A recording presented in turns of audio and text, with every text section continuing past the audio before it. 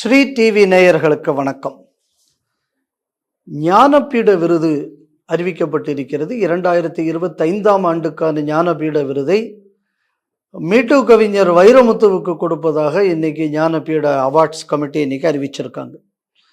So இதுக்கு உள்ள போகிறதுக்கு முன்னாடி முதல்ல நம்ம சில விஷயங்களை பார்க்கணும். இந்த ஞானபீட விருதுனா என்ன? ஞானபீட விருதுங்கக்கூடியது இந்தியாவில் உள்ள பல மொழிகளில் உள்ள புஸ்தகங்களுக்காக வேண்டி கொடுக்கப்படக்கூடிய ஒரு விருது. இந்த விருதுங்கக்கூடியது ஒரு விருது வேண்டும் என்று டாக்டர் ராஜேந்திர பிரசாத் அவர்கள் ஆசைப்பட்டார்களாம். உடனே அதற்காக அந்த பொறுப்பு என்பதை சாஹூ ஜெயின் ஃபேமிலி அப்படின்னு சொல்லுவாங்க. சாஹூ ஜெயின் ஃபேமிலிங்கக்கூடியது தான் இன்னைக்கு நமக்கு இந்த டைம்ஸ் ஆஃப் இந்தியா, அதாவது பென்னட் கோல்மன் அண்ட் கம்பெனிங்கக்கூடியது தான் டைம்ஸ் ஆஃப் இந்தியாங்கக்கூடிய பத்திரிகையை உரிமையாளராக இருக்கக்கூடிய கம்பெனி. இந்த குடும்பத்துக்காரர்கள் என்ன பண்ணுறாங்க அப்படின்னு சொன்னால், இந்த ஞானபீட விருதுங்கக்கூடியதுக்கு ஆண்டுதோறும் நாம் காசு கொடுத்து இந்த மாதிரி ஒரு கமிட்டி ஒன்று போட்டு அந்த கமிட்டி இந்த மாதிரியான விருதை எல்லாம் தேர்ந்தெடுக்கும் அப்படின்னு சொல்லி அவங்க முதல்ல அதை ஆரம்பிக்கிறாங்க. அப்போ இதை எப்படி இந்த ப்ராசஸ் அப்படின்னு பார்த்தாச்சுன்னா, அந்த குடும்பம், அதாவது அந்த குடும்பம் ஒரு ட்ரஸ்ட் வச்சுருக்காங்க. அந்த ட்ரஸ்ட் என்ன பண்ணும்னா, ரொம்ப எமினென்ட் பீப்புள் அந்த மாதிரி கொஞ்சம் ஆளுகளை தேர்ந்தெடுப்பாங்களாம். ஒவ்வொரு மொழிக்கு 3 பேர்னு இருப்பாங்களாம். அதே நேரத்தில் அவங்க எந்த மொழியானாலும் அவர்கள் பண்ணலாம். ஏன்னா ஒரு மொழிங்கக்கூடிய மாதிரி ஒரு ஸ்டிக் ஆன் பண்ணிடக்கூடாது என்பதற்காக அந்த மாதிரி ஒரு பரந்தப்பட்ட ஒரு ப்ராசஸ் வச்சுருக்காங்க. அந்த ப்ராசஸின் அடிப்படையில் அது தேர்வு செய்யப்படும். இதுதான் இந்த விருதுக்குள்ள ப்ரொசீஜராக சொல்லப்பட்டிருக்கிறது. பொதுவாக இந்த ஞானபீட விருது என்பது டாக்டர் ராஜேந்திர பிரசாத் அவர்களுக்குள்ள ஒரு ஆசையினால் ஏற்பட்டதுனால இந்த விருதை வழங்கக்கூடிய பொறுப்புங்கக்கூடியது, பொறுப்புங்கிறதையும் கூட அந்த வழங்கக்கூடியவர் பொதுவாக பாரதத்தின் ஜனாதிபதியாகத்தான் இருப்பார். இதுவரை அப்படித்தான் பழைய வரலாறு அநேகமாக அப்படித்தான் இருந்திருக்கு. அதில் இன்னொரு விஷயம் எதை கவனிக்கணும் அப்படின்னு பார்த்தாச்சுன்னா, இதுக்கு இப்போ 11 லட்சம் ரூபா கொடுக்குறாங்க. இது அந்த ட்ரஸ்ட்டு தான் வழங்குகிறது. இதில் வேற எந்த சம்பந்தமும் இல்லை. இப்போ நம்ம கேள்வி என்ன அப்படின்னு சொன்னால், இப்போ 2025 இந்த விருதை இந்த ஞானபீட விருதை வைரமுத்துக்கு கொடுத்துருக்காங்க. 11 லட்சம் ரூபாய் அந்த ட்ரஸ்ட்டு கொடுக்க போகுது. Right, fine. இந்த விருதை பாரதத்தின் ஜனாதிபதி வைரமுத்துவுக்கு வழங்குவாரா அப்படிங்கக்கூடியதுதான் நமக்குள்ள கேள்வி. ஏன் இந்த கேள்வி கேட்கப்பட வேண்டும்? ஒரு விருது நம்ம ஒரு ஆளுக்கு கொடுக்குறோம் அப்படின்னு சொன்னால், அந்த வழங்குறதுக்கு முன்னாடி அவருக்குள்ள பேக்ரவுண்டையும் நம்ம கொஞ்சம் ஆராயணும். இப்போ கிட்டத்தட்ட 17 பெண்கள் வைரமுத்துவுக்கு மேலே மீட்டூவில் அலிகேஷன் வைத்தார்கள். நமக்கு தெரியும், நடிகை சின்மயி, அப்புறம் அந்த பாடக்கூடிய ஒரு அம்மா சுசித்ரா, இந்த மாதிரி பலர் பார்த்துருக்கோம். கிட்டத்தட்ட ஒரு 17 பேர்கிட்ட வைரமுத்துவுக்கு மேலே இவர் பாலியல் சிந்தனையும் நோக்கத்துடனும் செயல்படக்கூடியவர், முயற்சி செய்திருக்கிறார். இந்த மாதிரியான அலிகேஷன் கிட்டத்தட்ட 17 பேர் வைத்திருக்கிறார்கள். அப்போ ஞானபீட கமிட்டிக்கு இது ஒரு கிரைட்டீரியாவா? இது என்னோட முதல் கேள்வி. ரெண்டாவது, இவருக்குள்ள கலைப்படைப்புகள் எப்படின்னா, நான் ஒரு கலை படைப்பு நான் படைக்கலாம், ஆனால் அதனால் சமுதாயத்தில் நல்லது நடக்குமா, அதனால சமுதாயத்திற்கு தீமை நடக்குமா? இது எந்த ஒரு பொறுப்புள்ளவரும், முதல்ல ஒரு படைப்பாளிக்கே முதல்ல இந்த பொறுப்பு இருக்கணும். அப்புறம் அந்த படைப்பாளியை அங்கீகரிக்கக்கூடியவங்களுக்கும் இந்த பொறுப்பு இருக்கணும். அப்படிதானே? அப்போ இந்த ஆள் ஒரு கவிதை எழுதுறாரு. 2021 ஒரு படைப்பு. அந்த படைப்பு என்ன அப்படின்னு பார்த்தோன்னா, ஒரு 16 வயசு பொண்ணு. அந்த பொண்ணு ஒரு நரைமுடியோடு இருக்கக்கூடிய ஒரு ஆளுக்கு மேலே ஆசைப்படுது. அதை கொஞ்சம் கிளுகிளுப்பாகவே எழுதியிருப்பார்.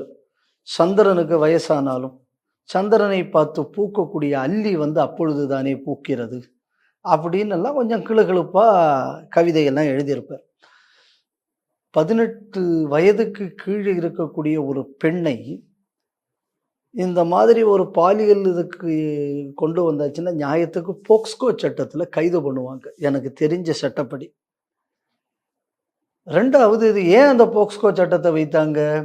சிறார்கள், குழந்தைகளை, அதாவது காமத்துக்கு உட்படுத்தக்கூடியது.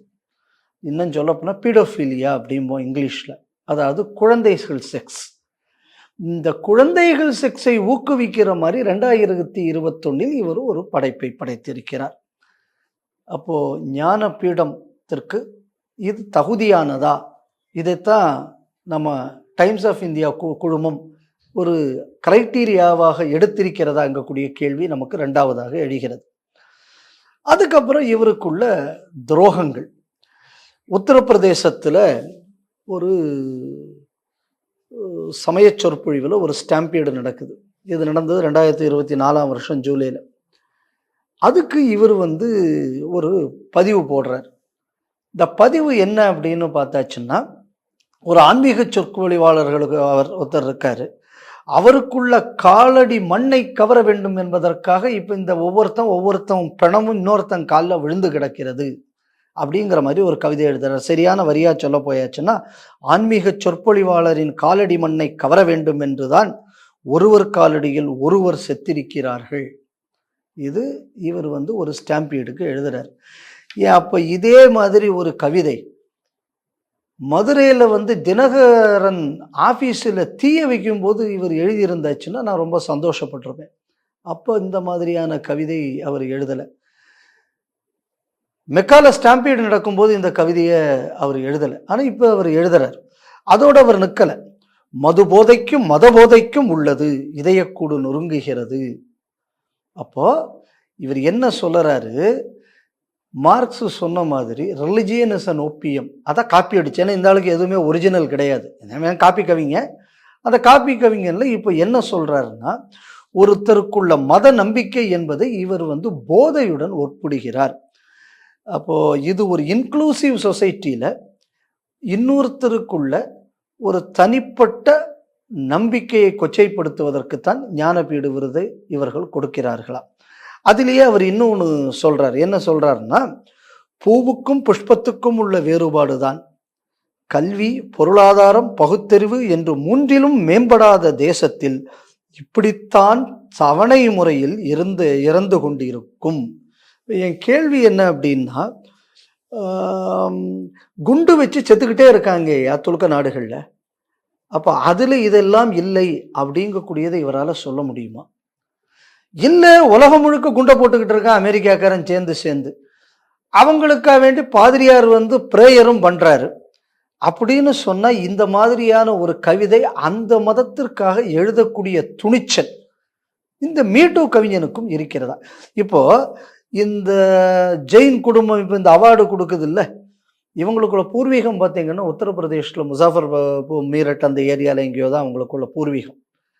இப்போ உங்கள் ஊரில் நடந்ததுக்கு எப்படி இருந்தாலும் ஒரு கவிதை எழுதியிருக்கானே, இதற்காகத்தான் நீங்கள் ஞானபீட விருதை கொடுக்கிறீர்களா? இதற்கு டைம்ஸ் ஆஃப் இந்தியா குழுமம் பதில் சொல்லி ஆகணும். சரி, அதுக்கு அடுத்தது இதெல்லாம் வெளியூரில் இருக்கக்கூடிய ஒவ்வொரு விஷயத்தையும் பார்த்தோம். அப்புறம் இவர் என்ன பண்ணுறாரு, 2018 தினமணி வைத்தியநாதனோட போய் பேச போகிறார்.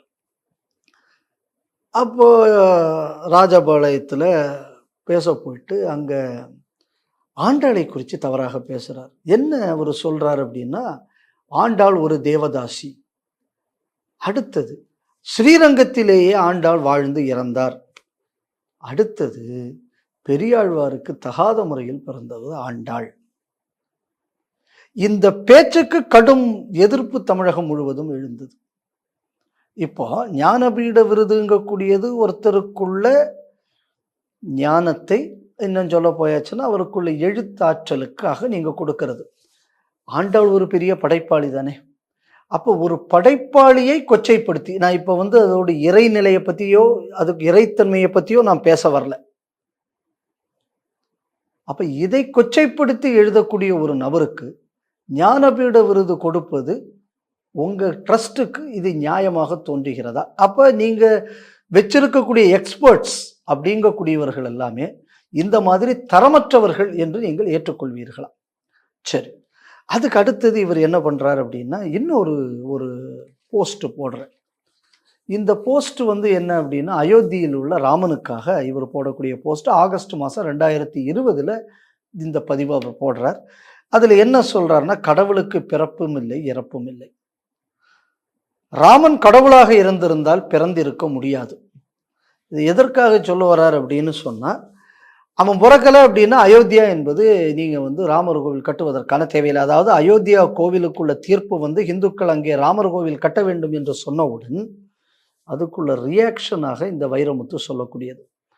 அப்போ ராமருக்குள்ள கோயில் அங்கே இருந்தது, ராமர் பிறந்த இடம் என்றதன் அடிப்படையில் தான் உச்ச நீதிமன்றம் இந்த தீர்ப்பை வழங்கி இருக்கிறது. அப்ப இந்த உச்ச நீதிமன்ற தீர்ப்பை மதிக்காமல் பேசியதற்காக நீங்கள் இந்த விருதை கொடுக்கிறீர்களா? ஏன்னா உச்ச நீதிமன்றம் தானே அங்க ராம ஜென்ம பூமின்னு சொல்லி அதில் கட்டுறதுக்கு கொடுத்தது. அப்ப பிறக்கவும் இல்லை இந்த கவிதையின் நோக்கம் என்ன?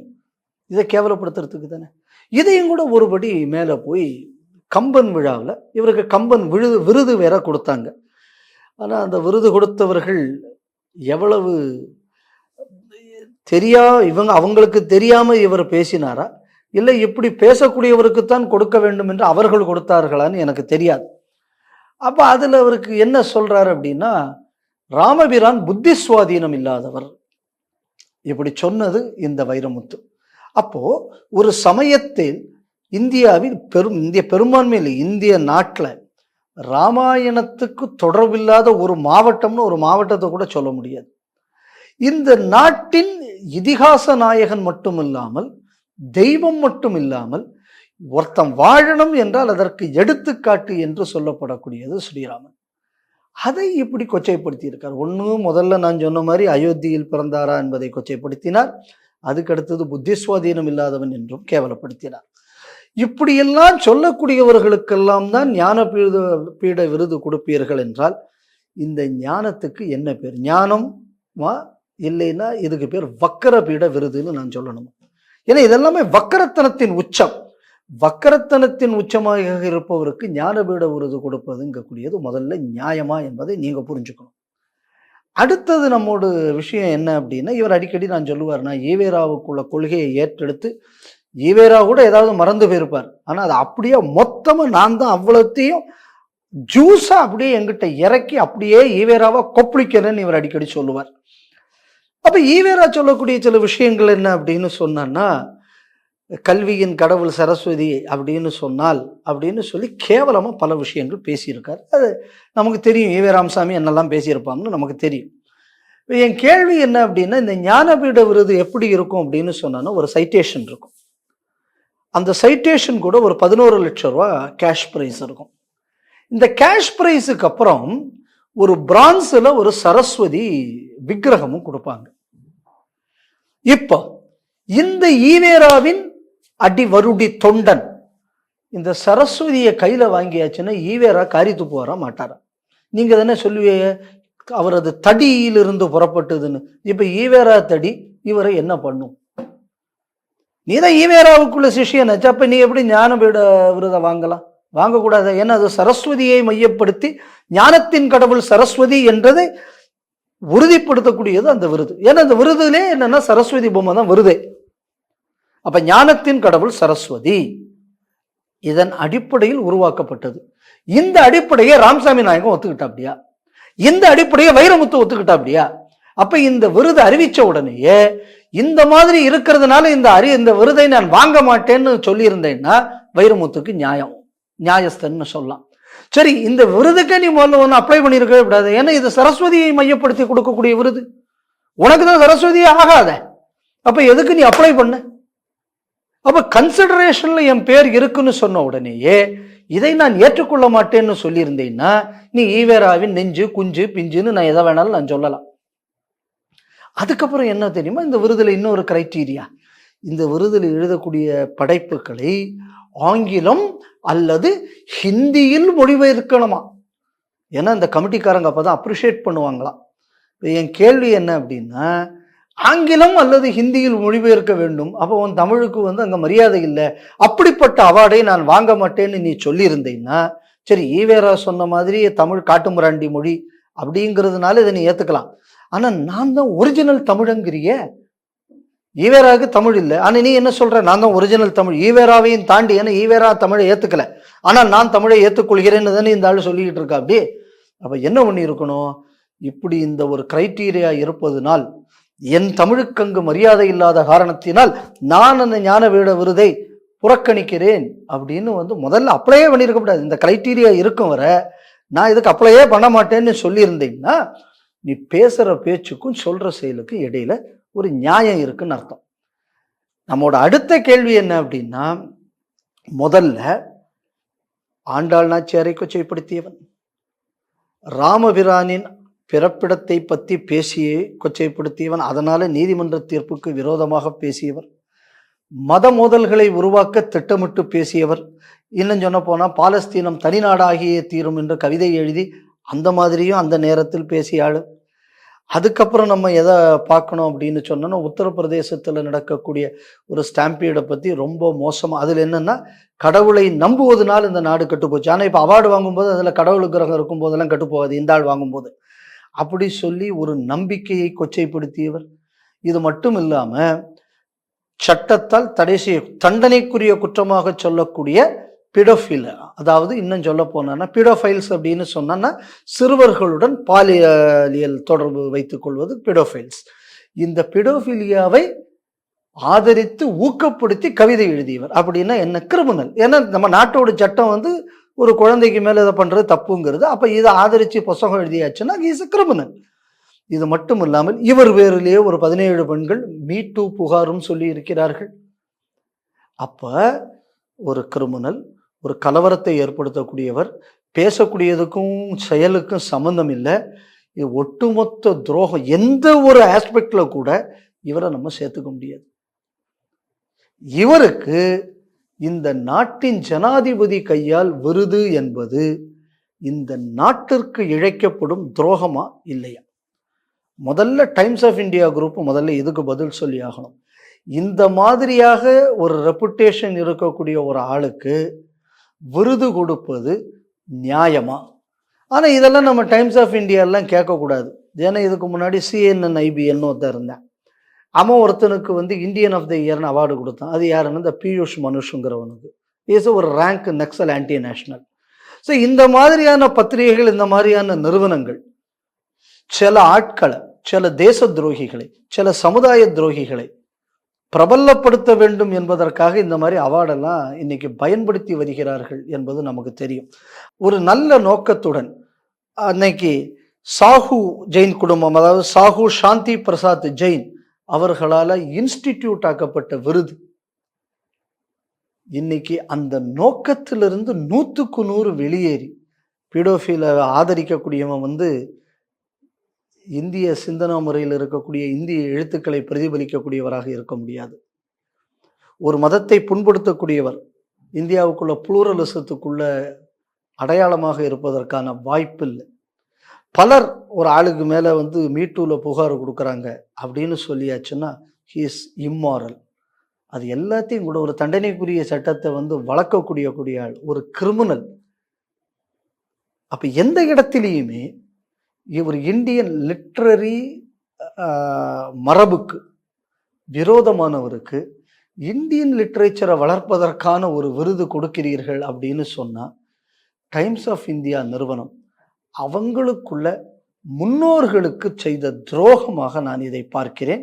ரெண்டாவது, இந்த விருதை ஒரு பெண்ணாக இருந்து கொண்டு இந்த நாட்டின் ஜனாதிபதி வழங்கினார் என்றால் இவர் தேசத்துக்கு செய்யும் துரோகம் மட்டுமல்ல, பெண் இனத்திற்கே இவர் செய்யும் துரோகமாகத்தான் அது கருதப்படும்.